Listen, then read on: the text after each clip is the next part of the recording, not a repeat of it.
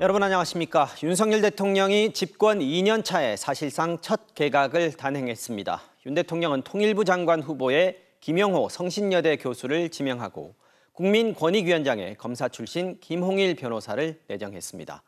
차관급 13명도 교체했는데 문화체육관광부 차관에 역도 금메달리스트인 장미란 교수가 발탁됐습니다. 김민창 기자가 보도합니다.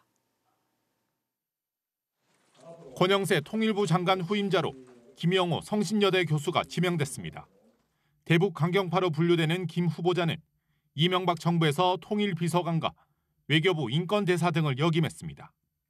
장관 임명 시 원칙 있는 대북 정책, 또 일관성 있는 통일 전략을 추진해 나갈 적임자라고 판단했습니다. 장관급인 국민권익위원장에는 김홍일 변호사가 내정됐습니다. 고등검사장 출신으로 조직을 안정시킬 적임자라는 게 대통령실의 설명입니다. 권익위를 빨리 안정시키고 부패 방지와 국민 권익 구제라는 본연의 업무에 집중해서 국민들로부터 신뢰받는 국가기관이 되도록. 전체 중앙부처 중 절반이 넘는 11개 부처 차관도 교체됐습니다. 특히 체육과 정책 홍보 등을 담당하는 문체부 2차관에는 역도 금메달리스트인 장미란 용인대 교수가 깜짝 발탁됐습니다. 대통령실 고위 관계자는 현장과 이론을 다 겸비한 만큼 체육계에 새 바람을 불어넣어줬으면 좋겠다는 취지라고 인선 배경을 설명했습니다. 국토부 1, 2차관과 과기부, 해수부, 환경부에는 대통령실 비서관이 각각 차관으로 전진 배치됐고 기재부와 외교부 2차관은 내부 승진하는 등 차관급만 13명이 내정됐습니다. MBC 뉴스 김민찬입니다. 이번 인사에서 눈에 띄는 점은 보신 대로 대통령실 비서관 5명이 일선 부처 차관으로 전진 배치됐다는 겁니다. 부처 장악력을 높여 집권 2년 차 정책 추진 동력을 강화한다는 취지입니다. 당초 예상됐던 방송통신위원장 후보 지명은 오늘 이루어지지 않았는데 잡음을 최소화하기 위해 시기를 조율 중인 걸로 보입니다. 이정은 기자의 보도입니다. 이번에 새로 임명되는 차관급 13명 중 5명은 인수위 시절부터 일한 대통령실 비서관들입니다. 민간단체 보조금 감사를 주도하거나 우주항공청 설립을 추진하는 등 윤석열 대통령의 주요 관심사를 처리한 이들을 일선 부처로 내려보냅니다. 공직사회가 새로운 국정기조로 일사불란하게 움직이지 않는다는 불만에 1년 넘게 용산에서 손발 맞춘 비서관들을 보내 부처 장악력을 높이겠다는 취지입니다.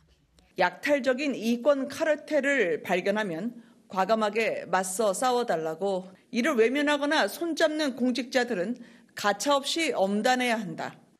인사청문회를 무난하게 통과할 사람 찾기가 어렵다는 이른바 장관 구인난에 대한 우회책으로 차관 인사를 대신했다는 분석도 있습니다. 여당에선 개혁에 박차를 가할 수 있는 진용을 구축했다는 평가가, 야당에선 인사가 망사됐다는 비판이 나왔습니다. 장관은 결재만 하는 허수아비로 전락하고 부처는 실세 차관들을 통해 대통령실의 하명을 실행하게 될 것입니다. 대선 후보 시절 당시 윤 대통령은 대통령실을 슬림화하고 책임 장관제를 도입하겠다고 약속했지만 이번 인사에선 공약이 무색해졌습니다. 각 부처 장관에게 전권을 부여하되 결과에 대해 확실하게 책임지도록 하는 분권형 책임 장관제를 도입하겠습니다. 방송통신위원회 위원장 후보자로 지명될 전망이었던 이동관 대통령 대외협력특보는 오늘 명단에서 빠졌습니다. 이 특보는 청와대 재직 시절 언론장악 논란에 자녀의 학교폭력 관련 의혹으로 적절한 인사인지 지적되고 있습니다. 당장 떠오르는 의혹, 스트라이크만 5개입니다. 당장 타석에서 끌어내야 합니다. 방통위원장 지명은 KBS 수신료 분리징수 문제를 일단락 짓고 7월 말까지인 한상혁 전 위원장의 자녀 임기도 최대한 채운 뒤 이뤄질 전망입니다. MBC 뉴스 이정은입니다. 통일부 장관 후보자인 김영호 성신여대 교수는 그동안의 남북 합의를 부정하면서 북한 정권을 타도해야 한다는 주장을 펴왔습니다. 윤석열 정부의 기조와도 결이 다른 주장입니다. 과연 통일부의 수장으로 적합하냐는 논란이 일고 있습니다. 장인수 기자가 그 발언들을 살펴봤습니다. 김영호 통일부 장관 후보자가 5년 전 한 토론회에서 한 발언입니다. 우리는 하나다라고 이야기하는 사람은 민족이라고 하는 색안경을 쓰고 보니까 우리 하나로 보이는 거예요. 남과 북이 하나의 민족이라는 걸 부정하면서 한민족이라는 개념은 북한의 선동에 불과하다고 주장합니다. 북한의 그냥 선동에 휘말리는 거죠. 이것은 민족 공존이라고 하는 아주 잘못된 생각을 하고 있는 것이죠. 김정은 정권을 타도해야 한다며 그동안의 남북 합의를 없애야 한다는 주장도 펼쳤습니다. 4년 전 기고문에는 2000년 남북 공동선언이 북한의 선전과 선동에 완전히 노란한 것이었다라고 적었고 또 노태우 정권 시절에 남북 비핵화 공동선언도 파기할 것을 윤 대통령에게 촉구하기도 했습니다. 일본 위안부 피해자들을 자발적 매춘부로 묘사한 이영훈 교수의 저서 반일 종족주의에 대해서는 감동적인 책이라고 치켜세우기까지 했습니다. 지금까지 나온 어떠한 책보다도 여러분들이 깊은 감동을 느낄 수 있을 것이다. 이렇게 생각합니다. 김 후보자의 주장은 남북 합의를 존중하고 흡수 통일을 지향하지 않는다는 윤석열 정부의 기조와도 큰 차이가 있습니다. 북한 정권이 타도돼야 통일할 수 있다는 생각에는 변함이 없으신가요? 그거는 이제 제가 그 일부에서 이제 보도가 되는데 그건 제가 이제 쓴 글이 있으니까. 김 후보자의 지명으로 윤석열 정부의 대북 압박이 더 거세질 것이라는 전망이 나오는 가운데 민주당은 통일이 아닌 영구 분단을 기도할까 걱정스럽다며 인사청문회에서 철저하게 검증하겠다고 밝혔습니다. MBC 뉴스 장희수입니다. 오늘 발표된 처관급 인사 가운데 국가공무원 인재개발원장에 임명된 김채환 전 서울사이버대 전임교수의 과거 발언이 논란이 되고 있습니다. 자신이 운영한 유튜브 채널에서 문재인 전 대통령이 군인 생체 실험을 지시했다. 고 노무현 전 대통령이 좌파들에게 죽음을 강요당했다는 등의 발언을 했는데요. 민주당은 극우 막말 유튜버를 요직에 앉혔다며 내정 철회를 요구했습니다. 이혜리 기자의 보도입니다. 김채환 국가공무원 인재개발원장 내정자는 문재인 전 대통령이 2021년 8월 군 생체 실험을 지시했다고 주장했습니다. 군 통수권자가 군인을 생체 실험의 대상으로 사용하라는 지시를 내린 셈인 것입니다. 왜 그랬겠습니까? 그 이유를 알고 보니 K방역의 홍보를 위해서였다는 것입니다. 코로나19 예방접종 완료 후에 선제적 방역 완화 방안을 검토한 것을 생체 실험이라고 표현한 겁니다. 국가공무원 인재개발원장은 5급 이상 고위공무원의 교육을 총괄하는 차관급 자리입니다. 김 내정자는 법률저널 신문사 발행인 겸 사장을 역임했고 언론사 칼럼니스트, 서울사이버대 전임교수로 활동했습니다. 노무현 전 대통령과 박근혜 전 대통령 관련 발언도 논란입니다. 그 죽음, 수많은 분신을 유도했을지도 몰랐던 운동권 세력들의 설득, 이것이 노무현 전 대통령에게도 그대로 적용됐던 것이 아닐까 하는 의문입니다. 박근혜 정부 말에 촛불 시위에 중국인들이 대거 참여한 것을 기억하십니까? 중국은 당시 대한민국에 유학 온 7만여 대학생들 전체를 동원할 수가 있었고, 김 내정자는 내정 발표 직후 윤 대통령이 최근 말한 명확한 안보관을 모든 공무원에게 교육시켜야 할 기관이라며 어깨가 무겁다고 밝혔습니다. 더불어민주당은 극우 유튜버를 고위공직에 임명했다며 내정 철회를 요구했지만 대통령실 관계자는 가짜뉴스로 공무원을 교육한다는 건 일방적인 주장이라고 일축했습니다. 부동산과 토지건설 등 국토부 주요 업무를 관장하는 국토부 1차관에는 정치인 출신의 국토교통 분야 비전문가로 대통령실 용산 이전을 담당한 김호진 관리비서관이 내정되면서 노골적인 낙하산 인사라는 비판이 제기되고 있습니다. MBC 뉴스 이혜리입니다. 한반도 종전선언을 추진한 전임 정부를 겨냥해 반국가 세력이라고 한 윤 대통령의 발언에 대한 정치권의 후폭풍이 거셉니다. 민주당은 지난 대선에서 민주당 후보를 지지한 48%의 국민이나 종전선언 추진에 동의한 미국의 전현직 대통령도 반국가 세력이냐고 되물었습니다. 대통령실은 해당 발언이 특정 정치 세력을 말한 건 아니라는 입장을 내놨습니다. 박윤수 기자입니다. 보수단체 행사에 참석한 윤 대통령은 문재인 정부의 한반도 정책을 비판하며 반국가 세력이라는 용어를 사용했습니다. 반국가 세력들은 핵 무장을 고도화하는 북한 공산 집단에 대하여 유엔 안보리 제재를 풀어달라고 읍소하고 유엔사를 해체하는 종전선언을 노래 부르고 다녔습니다. 문재인 정부 청와대 출신 국회의원들이 기자회견에 나섰습니다. 문재인 정부와 민주당이 반국가 세력이라면 지난 대선에서 민주당을 지지했던 48%의 국민도 윤 대통령에게는 반국가 세력인 것입니까? 종전선언 추진에 동의한 트럼프 전 대통령과 바이든 대통령도 반국가 세력이냐는 항변과 남은 4년 동안 극우 보수만을 위한 대통령으로 일하겠다는 것이냐고 반문했습니다. 대결과 갈등을 부추겨서 정치적 이익을 획득하는 것은 대통령이 할 일이 아닙니다. 국민들의 갈등을 조장하는 그런 발언들은 저는 좀 자중할 필요가 있지 않겠나.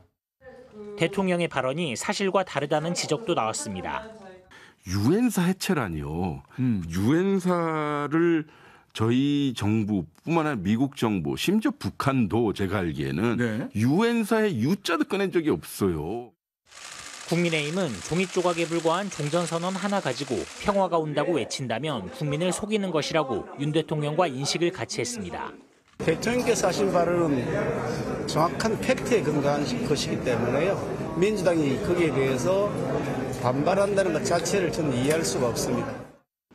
대통령실은 윤 대통령의 반국가 세력 발언이 특정 정치 세력을 말한 건 아니라고 밝혔습니다. 민주당은 대통령의 발언에 따르면 대한민국이 내전 상태에 있는 것이라며 대통령실에 대한 직위를 위해 국회 운영위원회 소집을 제안하겠다고 밝혔습니다. MBC 뉴스 박윤수입니다. 자, 이번엔 비 소식 살펴보겠습니다. 어제 남부지방을 강타했던 장마 전선이 오늘은 중부지방으로 북상했는데요. 지금 비가 집중되고 있는 지역들을 차례로 연결해서 자세한 상황 알아보겠습니다. 자, 오전 한때 서울을 비롯한 수도권 지역에는 강풍을 동반한 장대비가 쏟아졌는데 지금은 어떤지 서울 잠수교로 먼저 가보겠습니다. 송재원 기자가 나가 있는데요. 자, 송 기자, 빗줄기가 조금 잦아들었습니까? 네, 오늘 제가 여기 5시간째 나와 있는데 종일 비가 오락가락했습니다. 잠시 전만 해도 굵은 빗줄기가 쏟아졌지만 지금은 잦아들었습니다. 제 뒤로 보이는 잠수교 수위는 조금 전 4m를 막 넘었습니다. 오전 11시부터 시간당 0.14m씩 빠른 속도로 차올랐습니다. 보행자 통제 기준인 5.5m에는 아직 여유가 있지만 상류인 팔당댐 수문이 5개까지 열려 긴장을 늦출 수는 없어 보입니다. 오늘 오전 내려졌던 수도권의 호우특보는 현재 경기 동부 지역 외엔 대부분 해제됐습니다. 오후 한때 서울과 경기 일부 지역에선 시간당 20에서 40mm에 달하는 폭우가 쏟아지기도 했습니다. 오늘 0시부터 지금까지 내린 비의 양은 경기 화성 79mm, 광명 76mm, 동두천 74.5mm, 서울 관악구 72mm 등입니다. 이른 아침부터 강한 비가 내리면서 각종 피해 신고도 잇따랐는데요. 오전 한때 서울 도림천이 범람하면서 산책로까지 물이 들어찼습니다.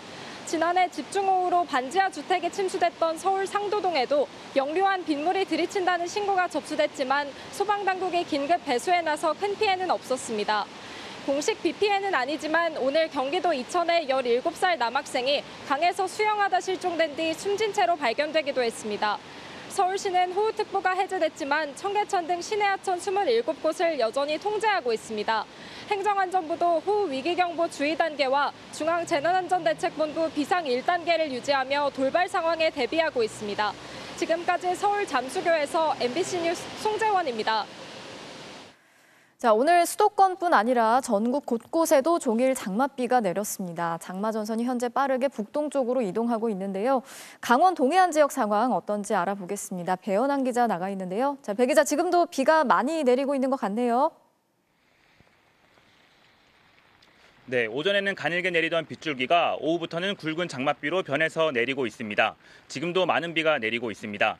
제 뒤로 보이는 것이 동해바다와 연결되는 양양 남대천인데요. 비가 많이 내리면서 양양 남대천의 물줄기도 많이 거세진 상태입니다. 오늘 오전부터 강원도에도 꽤 많은 비가 내렸습니다. 춘천 104mm, 양구 92mm 등 하루 만에 100mm 안팎의 강수량을 기록했는데요. 현재 강원 산지와 북부를 중심으로 호우주의보가 내려져 있고 시간당 20에서 40mm의 비가 쏟아지고 있습니다. 서해안에도 굵은 빗줄기가 이어졌는데요. 충남 서산에는 오후 2시부터 1시간 동안 61mm가 쏟아져 6월 강수량으로는 역대 두 번째를 기록했고 태안과 천안에도 많은 비가 내렸습니다. 강원도에서는 주택 2채가, 전남 여수에서는 도로가 침수됐고 충북 청주에서는 축대가 무너져 흙더미가 도로로 쏟아지기도 했습니다. 그젯밤 전남 한평에서 실종됐던 60대 여성은 오늘 숨진 채 발견됐습니다. 문제는 이제 오늘 밤과 내일 새벽입니다. 서해에서 들어오는 장마전선의 영향으로 전북, 광주, 전남, 제주에 최대 250mm의 집중호우가 내릴 것으로 기상청은 전망했습니다. 또 경남에는 최대 150mm의 비가 예상되고 있습니다. 이미 많은 비가 내린 상황에서 또 폭우가 예상되는 만큼 산사태의 우려도 큰데요. 전국적으로 산사태 위기경보가 주의 단계인 만큼 위험 지역에서는 각별한 주의도 필요해 보입니다.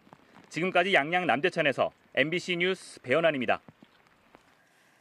올해 장마는 예년과는 조금 다릅니다. 장마가 시작이 되자마자 이곳저곳에서 하루도 빠짐없이 폭우가 쏟아지고 있는데요. 이렇게 시작부터 강한 장마, 매우 이례적인 현상이라고 하는데 왜 그런 건지 그 원인과 전망을 기후환경팀 현인아 기자가 분석했습니다. 지난 주말 장마가 시작된 뒤 전국에서 기록된 일 최고 강우량입니다. 하루 200mm 넘게 온 지역도 있었고 지난 25일부터 닷새째 전국 곳곳에서 150mm 안팎의 폭우가 쏟아지고 있습니다. 장마가 시작되자마자 쉬지 않고 쏟아지는 폭우는 보기 드문 현상입니다. 전국적으로 집중호우가 다발적으로 발생하는 경우는 사실 많지 않았습니다. 시작부터 퍼붓는 장맛비의 원인은 크게 두 가지입니다. 먼저 중국에서 다가오는 저기압입니다. 장마 전선을 따라 서해를 건너며 폭발적으로 발달하고 있습니다. 여기에 서해와 남해 등 우리나라 주변의 바닷물 온도도 높습니다. 뜨거운 바닷물이 저기압에 계속해서 물과 수증기를 불어넣고 있습니다. 그 결과 비구름의 키가 커지고 장마의 위력이 강해졌습니다. 이것은 지상 10km 이상 발달한 거대한 비구름을 기상 레이더가 포착한 영상입니다. 광주와 진주 등에서 기상 관측 이후 최악의 6월 물폭탄이 떨어지고 이례적으로 천둥 번개가 집중된 이유입니다. 아주 좁은 지역에 3,000회 이상의 낙뢰가 관측이 됐거든요. 6월 말 기준으로는 매우 이례적으로 번개가 많이 친 경우입니다. 강한 장마는 장마 초기에만 그치지 않을 수 있습니다. 전문가들은 올해는 장마 전선 주변에서 발달하는 저기압의 활동이 특히 활발해 위험하다고 말합니다. 일단 시작이 상당히 강한 집중으로 시작됐기 때문에 이런 기조가 장마 기간 내내 유지될 것으로 생각을 하고 거기에 대해서 과잉 대응하는 게 필요하지 않을까라고 생각하고 있습니다. 심상치 않은 올여름 장마에 맞는 철저한 대비가 필요해 보입니다. MBC 뉴스 현인아입니다. 네, 들으신 것처럼 피해 없도록 철저한 대비가 필요할 것 같은데요. 내일과 모레 전국적으로 또다시 많은 비가 예보돼 있습니다. 지금 장마 전선은 어디에 있는지, 또 폭우가 가장 강하게 오는 시기는 언젠지 기상센터 연결해서 알아보겠습니다. 최아리 캐스터 전해주시죠. 네, 정체전선에 동반된 저기압이 전국을 빠르게 훑고 지나갔습니다. 지금 강한 호우구름대 동쪽으로 이동을 하면서 서쪽 지방의 비는 소강 상태를 보이는 곳이 많습니다. 현재 강한 비는 강원도 영월 등지에서 시간당 20mm 안팎씩 쏟아지고 있는데요. 하지만 밤부터 서해 남부 해상에서 발달한 또 다른 비구름대가 다가와 영향을 주겠습니다. 오늘 아침 중부 서해안을 중심으로 머물던 정체전선은 밤이 된 지금 서해 남부 해상까지 내려와 있는 걸 확인할 수 있습니다. 밤 사이 또다시 강한 비가 집중될 것으로 보이는데요. 특히 이 정체전선이 머무는 동안에 시간당 30에서 60mm의 매우 강하고 많은 비가 내리겠습니다. 앞으로 가장 많은 비가 예상되는 지역은 전라도와 제주도입니다. 이들 지역 최고 250mm 이상의 많은 비가 쏟아지겠고요. 또 강원 내륙과 그 밖에 경상도를 중심으로도 30에서 많게는 150mm가량이 예상됩니다. 서울에 내리는 비의 양은 최고 60mm로 비교적 많진 않겠습니다.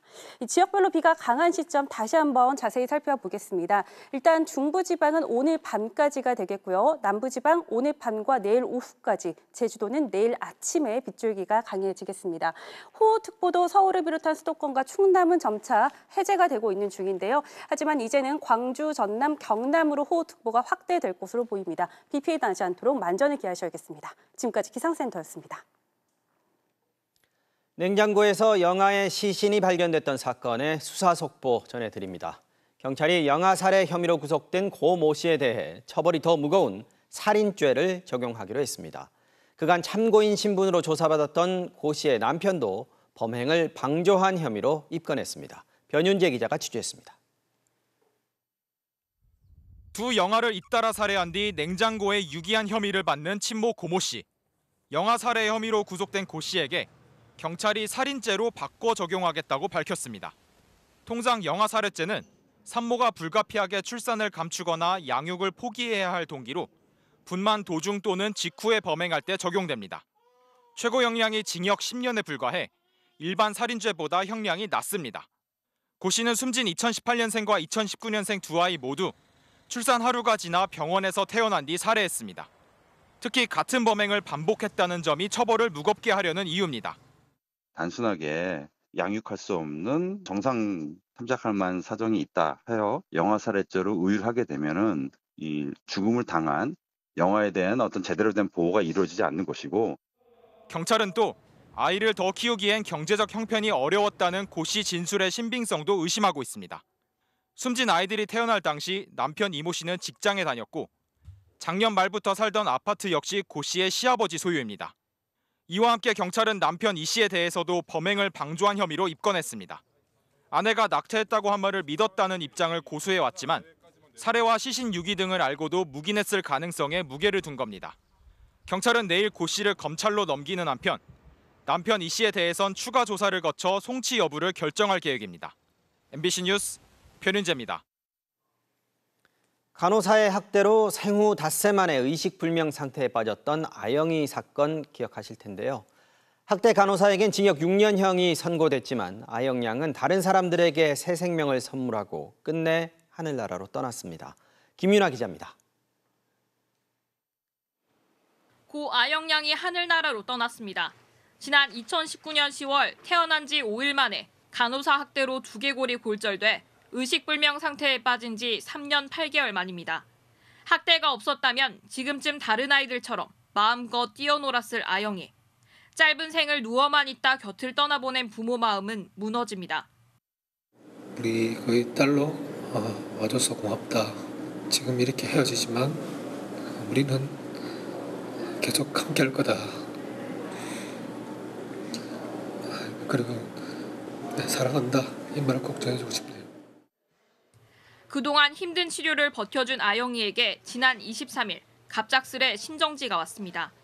심폐소생술과 약물 치료로 심장 기능은 회복됐지만 뇌사 판정을 받았고 어제 끝내 숨졌습니다. 가족들은 아영이의 심장과 신장, 간, 그리고 폐를 기증하기로 결정했습니다. 4명에게 새 생명을 선물한 겁니다.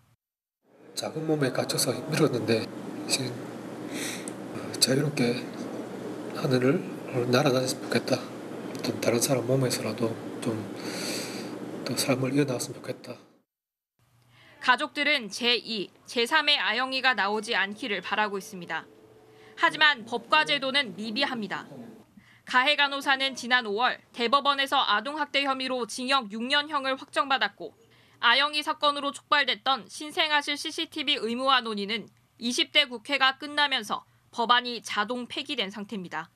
MBC 뉴스 김윤아입니다. 현행법은 아동 음란물 소지죄로 처벌된 사람은 영구적으로 어떤 공무원도 할 수 없도록 막고 있는데요. 헌법재판소가 금지 대상이 너무 포괄적이고 광범위해서 위헌이라고 결정했습니다. 그러면서 임용 금지 기간을 명시하는 등 법을 개정하라고 국회에 요구했습니다. 나세용 기자입니다. 지난 2019년 텔레그램으로 아동 청소년 음란물 200여 개를 산 공무원 지망생 이모 씨. 다른 공무원 지망생 송모 씨도 아동 청소년 성착취물 60여 개를 다운받았다 적발됐습니다.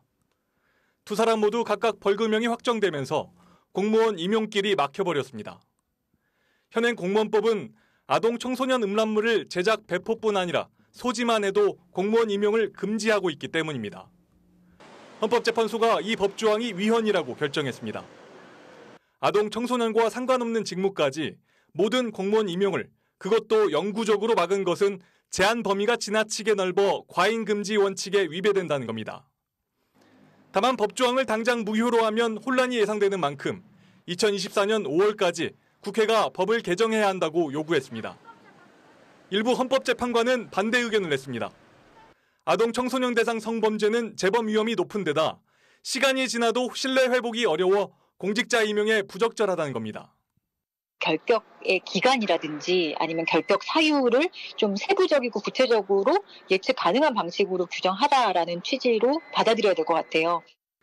헌재는 작년 11월 아동 성학대 범죄자의 공무원 임용을 전면 금지한 조항도 위헌이라며 같은 시기까지 법 개정을 주문한 바 있습니다.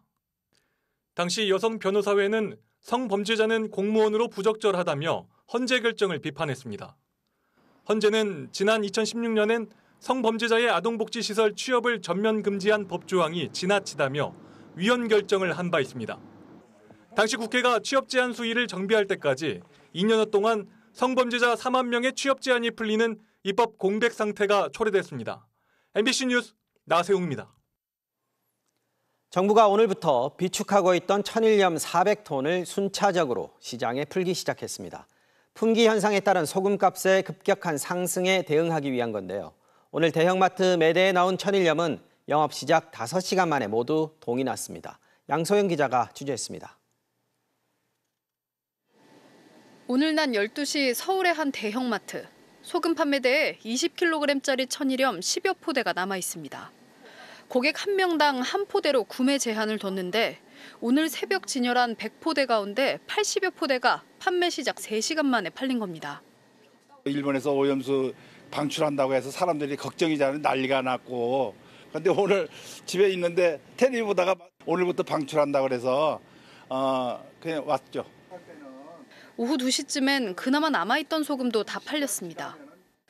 일본 후쿠시마 원전 오염수 방류를 앞두고 소금 가격이 40% 가까이 오르자 정부가 비축 소금을 순차적으로 풀기로 한 건데 4, 5일가량 비어있던 판매대에 소금이 들어오자 서울 지역 지정마트 2곳 모두 일찌감치 동이 났습니다. 정부에서 확보한 물량 중 우선 400톤을 6월 29일, 즉 내일부터 7월 11일까지 방출할 계획입니다. 이번에 공급되는 소금은 총 400톤입니다.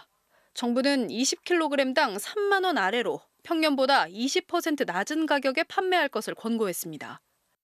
정부 비축 소금은 농협 하나로마트와 GS 더프레시, 탑마트, 수협 바다마트에 지정된 25개 지점에서 정해진 수량만큼 살 수 있는데 매장마다 판매 일정은 다릅니다. 정부는 조직적 사재기는 없다고 설명하면서 이번 소금 공급이 사재기에 대응하는 차원은 아니라고 강조했습니다. 또 7월부터는 10만 톤의 햇소금이 공급될 예정이라고 밝혔습니다. MBC 뉴스 양소연입니다. 대장동 일당에게 청탁 대가로 거액을 약속받았다는 이른바 50억 클럽. 법원이 이 중 한 명으로 지목된 박영수 전 특별검사의 구속 여부를 지금 이 시각까지 심사하고 있습니다. 대형 비리 사건을 맡았던 특수부 검사로 또 전직 대통령을 수사했던 특별검사로 여러 사람을 구속시켰던 박영수 전 특검. 이제는 자신이 구속심사의 대상이 됐는데 진실은 밝혀질 거라며 혐의를 완강히 부인했습니다. 정상빈 기자입니다. 박영수 전 국정농단 사건 특별검사가 검사 신분이 아닌 구속영장 심사를 받는 피의자 신분으로 법원에 출석했습니다. 취재진의 플래시 세례를 받으며 50억 클럽 의혹에 대해 처음 공개 사과했습니다. 국민 여러분께 심려를 끼쳐드린 것에 대해서 죄송합니다. 다만 대장동 일당에게서 청탁과 함께 거액을 약속받은 의혹은 전면 부인했습니다. 진실은 곧 밝혀질 거로 저는 확신합니다. 주변인들은 혐의 인정하시는데 여전히 우리은행에 영향을 행사하신 건 없으십니까? 없습니다. 네. 박 전 특검은 대장동 컨소시엄에 우리은행을 참여시켜달라는 청탁과 함께 200억 원을, 1차 청탁이 무산되자 2차로 대출 청탁과 함께 50억 원을 약속받은 혐의를 받고 있습니다. 이 중 일부인 5억 원, 또 변호사협회 회장 선거 비용 3억 원을 받은 혐의도 적용됐습니다. 재판부는 3시간 반에 걸쳐 검찰과 박 전 특검 양측 주장을 들었습니다. 검찰은 220여 쪽 분량 프레젠테이션을 준비해 박 전 특검의 증거인멸 정황을 부각시키며 구속 필요성을 강조했습니다. 박 전 특검 측은 혐의는 사실이 아니며 고령이어서 도주 우려가 낮다는 주장을 펼친 것으로 전해졌습니다. 진실 밝혀질 거라고 하셨는데 혐의 전면 부인하시는 거예요? 박 전 특검은 현재 구치소에서 법원 결정을 기다리고 있습니다. 대장동 일당과 오고 간 실무를 담당한 것으로 지목된 최측근 양재식 전 특검보도 나란히 법원 신문을 받은 뒤 대기하고 있습니다. 박 전 특검의 구속 여부는 오늘 밤 늦게 또는 내일 새벽 결정될 전망입니다. MBC 뉴스 정상빈입니다. 바그너 그룹의 반란 계획에 동조했다는 의혹을 받고 있는 러시아군 최고위 장성이 당국에 체포됐다는 보도가 나왔습니다. 배신자에 대한 숙청이 시작된 것 아니냐는 분석이 나오는 가운데 러시아 정부는 해외 용병 사업 주체를 바꾸는 등 프리고진의 돈줄을 끊기 위한 조치에도 착수했습니다. 이경미 기자가 전해드립니다. 지난해 10월부터 올해 1월까지 우크라이나전 총사령관을 맡았던 세르게이 수로비킨 항공우주군 사령관. 반란이 터졌을 당시 그는 무장 반란을 즉각 중단할 것을 촉구했습니다. Я призываю остановиться. Противник только и ждет, когда у нас обострится внутриполитическая обстановка. 하지만 러시아 매체 모스크바 타임스는 수로비킨이 이번 반란 사태와 관련해 체포됐다고 보도했습니다. 이 매체는 그가 이번 반란에서 명백하게 프리고진 편에 섰다며 현재 당국의 통제 아래 있다고 전했습니다. 앞서 미국 뉴욕타임스도 수로비킨이 바그너 그룹의 반란 계획을 미리 알았으며 그가 군 핵심부에서 반란 실행을 도왔을 가능성에 대해 미국 정보당국이 파악 중이라고 보도했습니다. 수로비킨은 시리아 파견부대 사령관이던 시절에 당시 용병을 이끌고 시리아 내전에 개입했던 프리고진과 가까워진 것으로 알려졌습니다. 러시아 정부는 고위 장성의 숙청과 함께 프리고진의 돈줄 끊기에도 착수했습니다. 외신에 따르면 러시아 외교부 관계자는 바그너 그룹의 해외 활동 무대인 시리아와 중앙아프리카 공화국 등의 용병 사업의 관리 주체가 바뀔 것이라고 전달했습니다. 프리고진은 아프리카와 중동 각국의 정부에 군사 지원을 해주는 대가로 광물 채굴권과 항구 이용권 등 각종 이권을 챙겨왔습니다. 이 같은 해외 용병 사업으로 바그너 그룹이 벌어들인 수입은 연간 수천억 원에 달하는 것으로 추정되고 있습니다. MBC 뉴스 이경미입니다.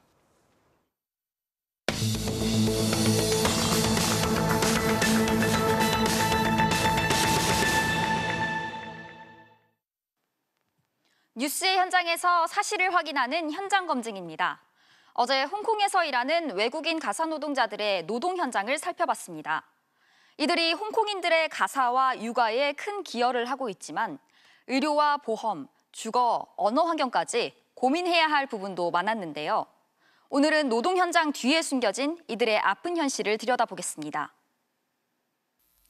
하늘을 찌를 듯 높게 솟은 초고층 빌딩들이 빽빽하게 들어선 홍콩의 일요일.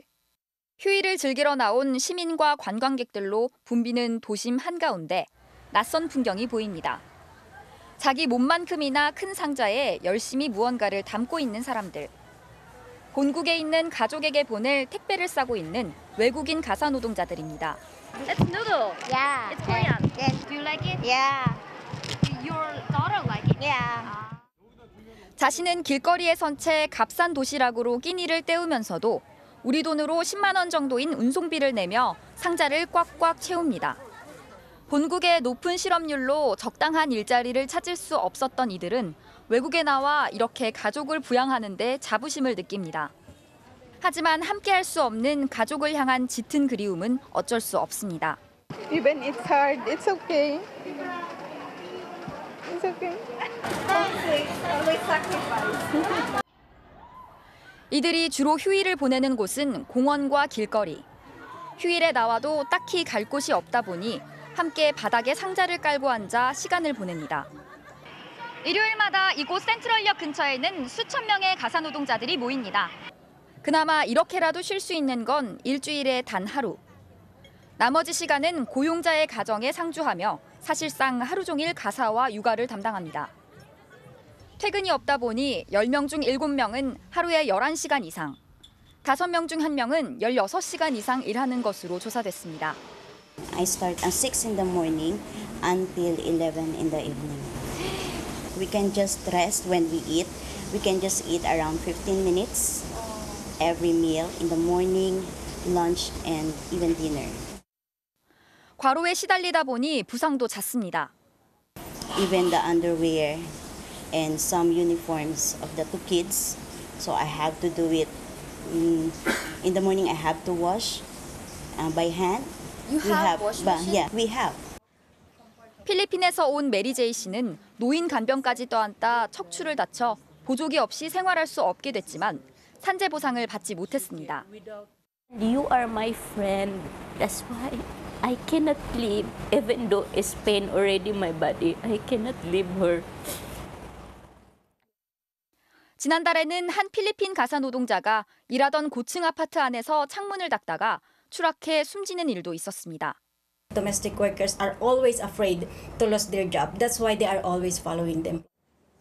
일부는 폭행이나 성폭력에도 시달리고 있는 것으로 알려졌습니다. Hit where? On my face. She's this part of my face with her fist. 홍콩 정부는 가사 노동자의 임금과 노동 조건에 대한 조례를 만들고 무료 상담도 제공하고 있지만 인권 문제는 아직 해결되지 않고 있습니다. 다문화와 외국인 노동자들에 대한 차별이 여전한 우리가 외국인 가사 노동자들을 받아들일 준비가 돼 있는지 고민이 필요해 보입니다. 현장 검증 남효정입니다. 공군 부대에서 성추행과 2차 가해에 시달리다 결국 죽음으로 내몰렸던 고 이해람 중사. 당시 사건 수사에 개입한 혐의로 기소된 전익수 전 공군 법무실장에게 1심 법원이 매우 부적절하다고 질타하면서도 무죄를 선고했습니다. 유족들은 눈물을 흘리며 강하게 반발했습니다. 손구민 기자가 전해드리겠습니다. 지난 2021년 고 이해람 중사 사망 당시 공군 검찰수장이던 전익수 전 법무실장. 당시 가해자의 불구속 수사를 지시했다는 의혹은 조작된 것으로 드러났지만 일부 수사 개입은 사실로 확인됐습니다. 자신에게 정보를 빼주던 군법원 군무원에게 구속영장이 청구되자 담당 군검사에게 전화해 영장이 잘못됐다며 따져 물은 겁니다. 특별검사 손으로 법정에 세워진 전 실장. 법원은 부적절한 행위라고 질타했습니다. 각종 의혹이 불거진 상황에서 개인적 감정으로 군검사에게 전화해 몰래 녹음까지 하며 수사 내용을 캐물었다며 수사의 공정성과 신뢰성을 해쳤다는 겁니다. 법원은 무거운 마음이라면서도 특검이 적용한 면담 강요죄는 무죄라고 판단했습니다. 사건 증인이나 참고인에게 접근해 회유하면 처벌하는 법 조항인데 군검사에게 전화한 것까지 확장해 적용할 수는 없다는 겁니다. 군번줄을 제가 차고 우리 예람이랑 같이 있다는 심정으로 목에 걸고 왔었는데 제 마음이 와르르 무너지는 기분이었어요. 전 실장은 당시 부실 수사 책임을 물어 준장에서 대령으로 강등한 처분을 취소해달라며 행정소송도 진행하고 있습니다. 재판 과정에서 여러 차례 송구스럽다는 말씀 드렸고요. 이런 사건이 발생한 것에 대해서 너무 안타깝게 생각합니다. 수사 정보를 유출한 군사법원 군무원, 공군 비난 여론을 바꾸려고 언론에 비밀을 흘린 공보 장교에겐 유죄가 선고됐습니다. MBC 뉴스 송구민입니다. 인천의 한 상가 주차장 출입로를 차량 한 대가 가로막아서 시민들이 불편을 겪고 있다는 소식을 전해드렸죠. 일주일 만인 오늘 새벽 운전자가 나타나서 차량을 이동시켰습니다. 경찰은 이 운전자를 업무 방해 혐의 등으로 조사할 계획입니다. 김현지 기자가 취재했습니다. 지하주차장 출입로에 서 있는 SUV 차량 뒤로 한 남성이 뚜벅뚜벅 걸어 올라옵니다. 일주일 전 차량을 세워두고 사라졌던 차량 소유자입니다. 운전석에 올라타더니 앞이 아니라 뒤로 차량을 천천히 뺍니다. 곡선으로 휘어진 주차장 벽면에 닿을세라 차를 앞뒤로 조심스럽게 움직여가며 후진합니다. 운전자가 차를 지하로 내려놓은 시간은 어젯밤 11시 40분쯤. 당초보다 일찍 차를 빼려 했지만 주차장 앞에 취재진과 유튜버 등이 몰려든 것을 보고 심야 시간에 차를 옮긴 것으로 알려졌습니다.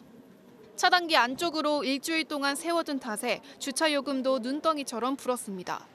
주차 요금이 엄청나게 나왔으니까 제가 볼 때 한 4, 50만 원 정도 되는 것 같아요. 앞에 기자가 이제 있으니까 자기는 그냥 뒤로 뺀 것 같아요.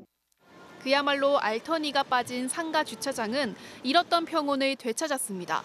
하루 종일 차량들이 자유롭게 드나들었습니다. 주차장을 막았던 운전자는 이 상가의 40대 세입자. 건물 관리단 측이 일방적으로 주차 차단기를 설치해 돈을 받는데 불만을 품었던 것으로 알려졌습니다.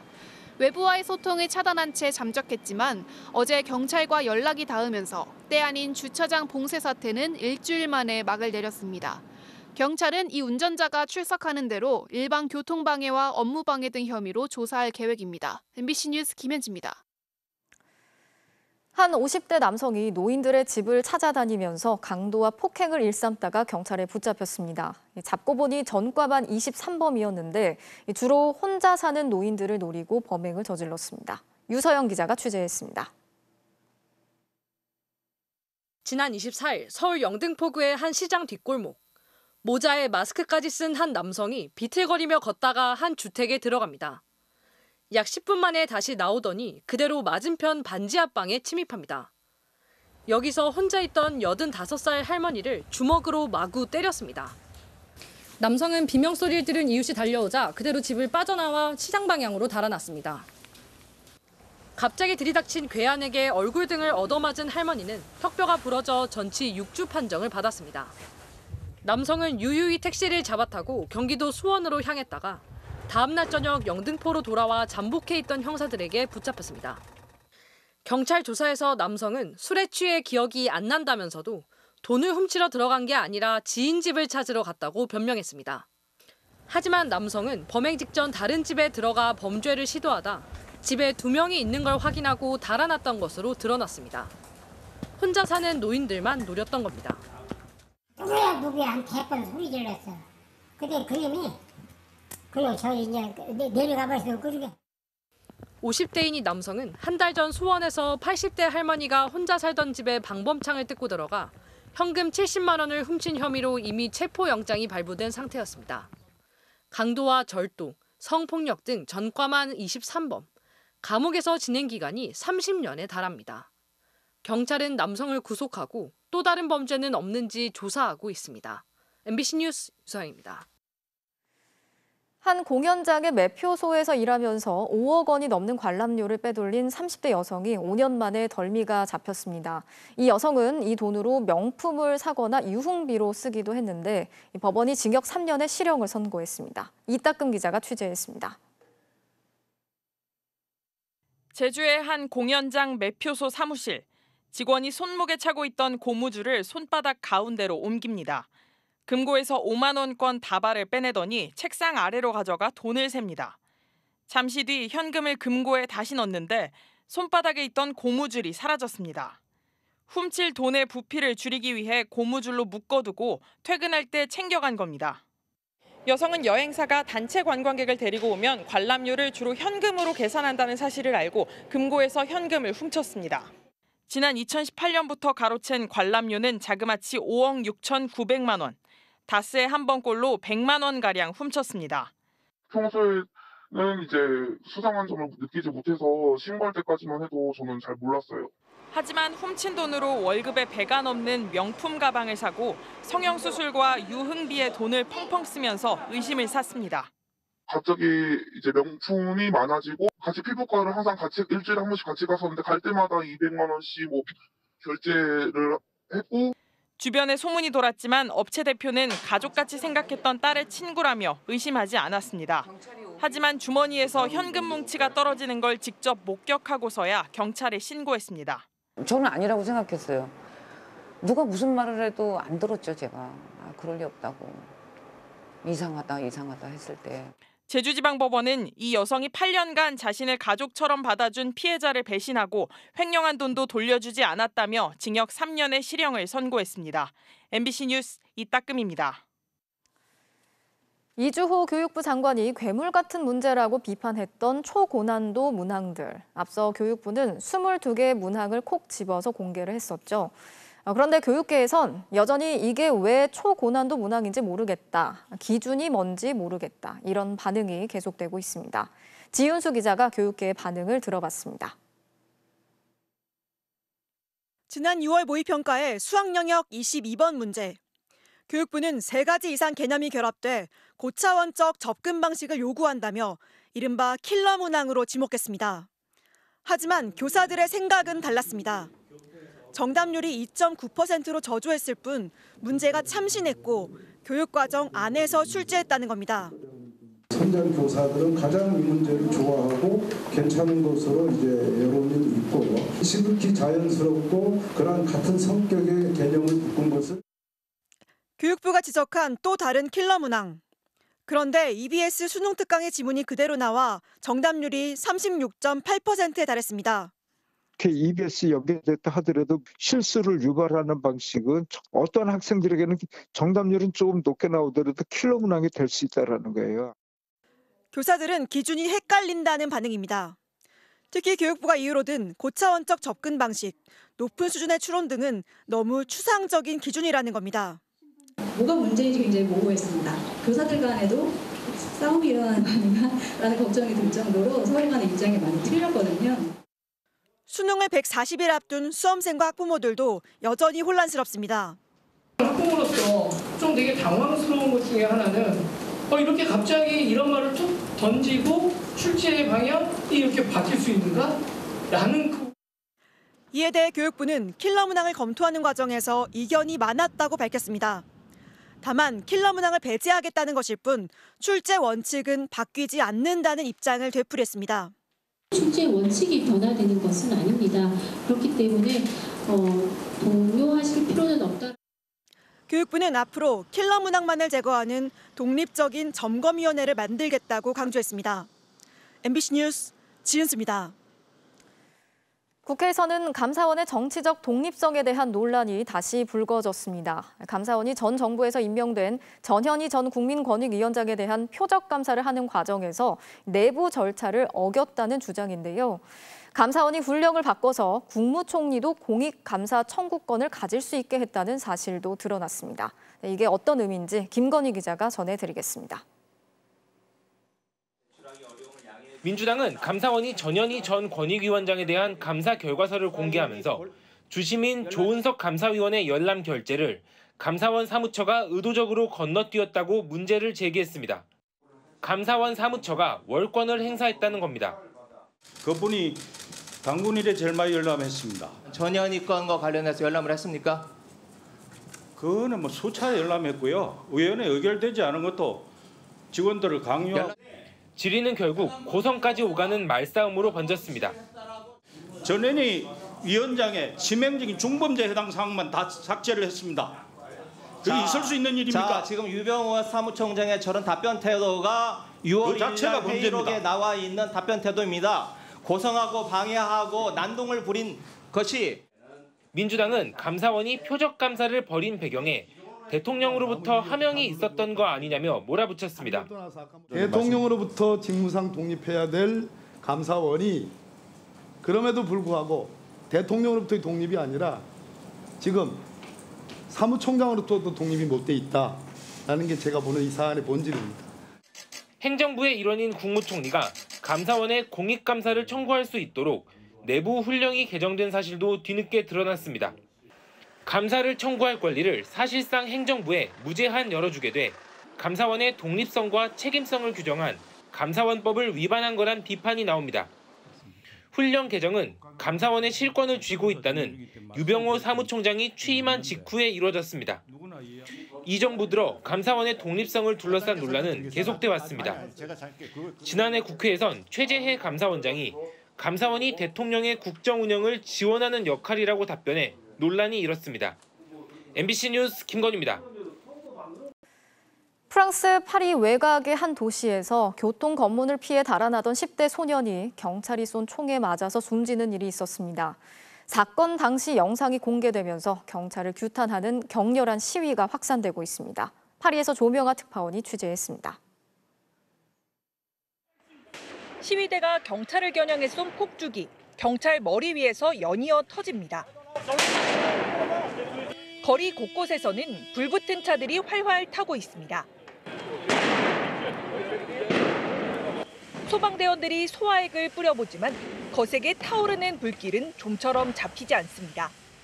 시위가 일어난 건 검문을 피해 달아나던 17살 소년이 경찰 총격에 숨진 사건 때문입니다. SNS에 공개된 당시 영상을 보면 교통법규를 위반한 차량을 세운 경찰들이 차량 운전석을 향해 총구를 겨누고 있는 모습이 보입니다. 그런데 멈춰섰던 차량이 앞으로 나아가자 총성이 울리고 소년이 몰던 차량은 얼마 못 가 충돌해 멈췄습니다. 영상에는 경찰이 내 머리에 총알이 박힐 거야라고 말하는 음성도 포함돼 있었습니다. Il peut prendre le numéro de la voiture, il peut concerner après. 숨진 소년은 알제리계로 고등학교를 중퇴한 뒤 배달 기사로 일하고 있었으며 사건 당일 몰던 자동차는 렌터카였던 것으로 전해졌습니다. 마크롱 대통령은 해명과 용서를 할 수 없는 일이라고 말했고 프랑스 축구 국가대표 킬리안 음바페도 나의 프랑스 때문에 마음이 아프다, 용납할 수 없는 상황이라며 분노했습니다. La justice devra établir les faits.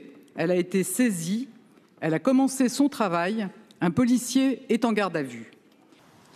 지난해 프랑스에서는 교통경찰의 검문에 불응하는 과정에서 13명이 숨진 것으로 집계됐습니다. 숨진 이는 대부분 흑인이거나 아랍계였습니다. 프랑스 낭테르에서 MBC 뉴스 조명아입니다.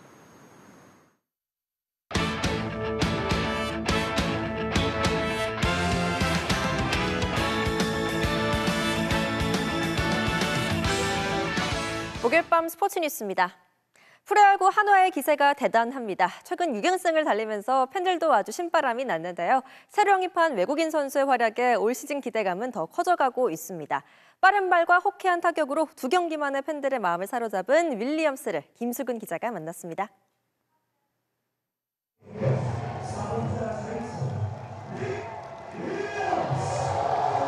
한화의 새 외국인 타자 윌리엄스가 등장하자 홈 관중들의 큰 박수가 터져 나옵니다. 파울을 쳤을 뿐인데 환호성이 들렸고 뜬공으로 물러나도 격려가 이어졌습니다. 스윙에 대한 어떤 임팩트 부분, 또 타구로 날리는 모습 이런 것들에 만족을 하는 거예요 지금. 윌리엄스에겐 기억에 남을 첫날이었습니다. 안녕하세요, 윌리엄스입니다. I can't even really explain the feeling. It made me super excited, and I had a smile. I feel like even when I went to bed that night, I slept with a smile on my face. 데뷔 두 번째 경기에서 전력 질주와 슬라이딩으로 팬들을 사로잡았고 호쾌한 스윙으로 연속 2루타를 만들며 기대에 응답했습니다. There's gonna be some pressures there, and just do whatever the game asks me to. I try to simplify things, dumb them down as much as possible, and just play the game. 빠른 발을 이용한 슬라이딩에 정확한 송구로 수비에서도 안정적인 모습을 보였습니다. 코로나19 기간에 접했던 한국 야구. 낯선 곳이지만 한 번쯤 뛰어보고 싶다는 막연한 생각은 어릴 적 친구였던 LG 오스틴의 조언 덕분에 현실이 됐습니다. One of my really good friends since we were 15 and 16 years old is Austin Dean. Have fun. Embrace it, have fun, and just play. Just be you. He said, at the end of the day, just be yourself, and everything will work out. 조언대로 합류하자마자 밝은 표정으로 팀에 빠르게 적응하며 한국 문화에도 익숙해지려 노력 중입니다. As I can, and the food here, I love the food here. I can't stop eating actually. What I had today for lunch, the chicken was really good. 그리고 한화의 가을 야구를 위해 뭐든 할 준비가 돼 있다고 힘주어 말합니다. Just hardworking, grinder guy who's gonna always play as hard as he can, and I would say consistency. Sacrificing an AB, hitting a ground ball to get a run in, or a fly ball, a sac fly. Just Hanwha Eagles fighting. MBC 뉴스 김수근입니다. 지난주 끝난 여자 프로당구 개막전에서 강호들을 연파하며 남다른 존재감을 과시한 무서운 신인이 있는데요. 10대 돌풍의 주인공 장가연 선수를 박주린 기자가 소개합니다. 여자 당구 개막전 32강전. 신인 장가연이 신들린 샷을 선보입니다. 행운까지 따라주면서 무려 연속 10득점. 여자부 최초의 퍼펙트 큐를 한 점 남겨두고 아쉽게 공이 빗나갔지만 무서운 10대의 등장을 알리기엔 충분했습니다. 의식하지 말자고 생각을 했는데도 의식이 되더라고요. 갑자기 심장이 떨리는 거예요. 그래서 마지막에 좀 쉬운 공이었음에도 불구하고 좀 긴장해서 역대 본선 진출자 중 최연소인 19살. 하지만 나이답지 않은 시원시원한 당구로 쟁쟁한 선배들을 연파했습니다.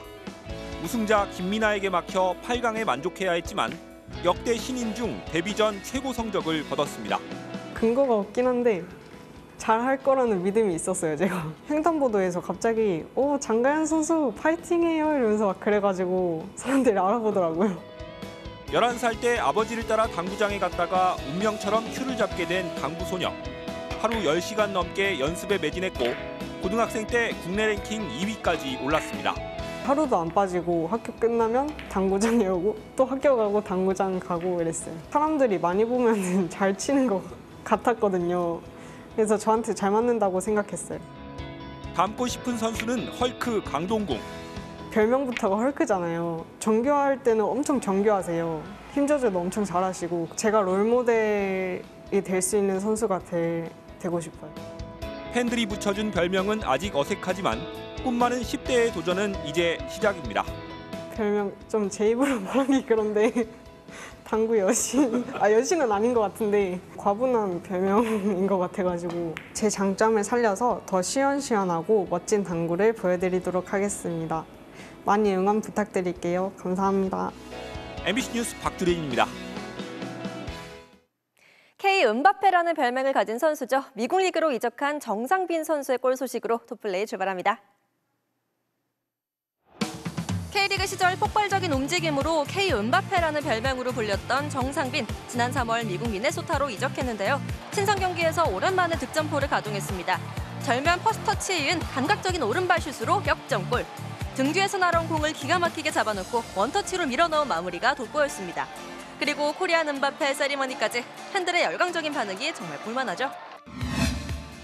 다음은 메이저리그입니다. 뉴욕 양키스의 선발 투수 헤르만 1회부터 3자범퇴 행진을 벌입니다. 위력적인 구위에 동료 야수들의 호수비도 이어지는데요. 9회까지 27타자를 연속으로 모두 잡아내 퍼펙트 게임을 달성합니다. 메이저리그 통산 24번째이자 무려 11년 만에 나온 대기록. 올 시즌 들쑥날쑥한 경기력에 이물질 사용이 적발돼 출전 금지까지 받았던 헤르만. 말 그대로 완벽한 반전을 만들어냈습니다.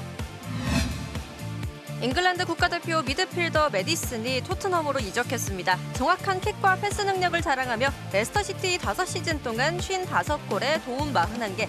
손흥민 선수에게도 도움이 될 것 같죠? 지금까지 토플레이였습니다. 북중미 골드컵에서 나온 중거리포입니다. 생일을 맞은 미국 레이놀즈의 자축골이네요. 오늘 밤 스포츠 뉴스였습니다.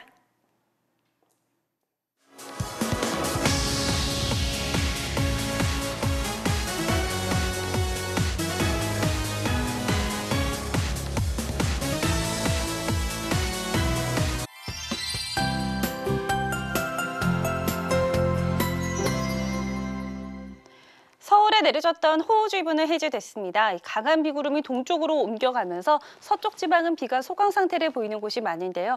하지만 경북 영주와 밀양 등지에서는 시간당 20에서 50mm 안팎의 장대 비가 쏟아지고 있습니다. 이 서해상에서 다량의 수증기가 지속적으로 유입되면서 수도권 지방도 오늘 밤까지 비가 강해질 수 있겠는데요. 남부지방 최대 고비는 오늘 밤부터 내일 오후까지가 되겠고 또 제주도는 내일 아침부터 빗줄기가 굵어질 것으로 보입니다. 앞으로 예상되는 비의 양은 전라도와 제주도가 가장 많습니다. 최고 250mm 이상이 쏟아지겠고요. 또 강원 내륙을 비롯한 경상도를 중심으로도 30에서 많게는 150mm가 내리겠습니다. 반면 서울에 내리는 비의 양은 비교적 많지는 않습니다. 내일 남부지방은 종일 비가 오겠고요. 중부지방의 비는 오후부터 점차 그쳐가겠습니다. 또 간밤에 올해 첫 열대야가 나타난 서울의 최저 기온 내일은 23도를 보이겠고요.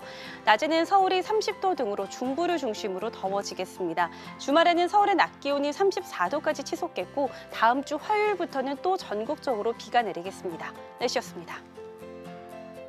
목요일 뉴스데스크 마치겠습니다. 함께해 주신 여러분 고맙습니다.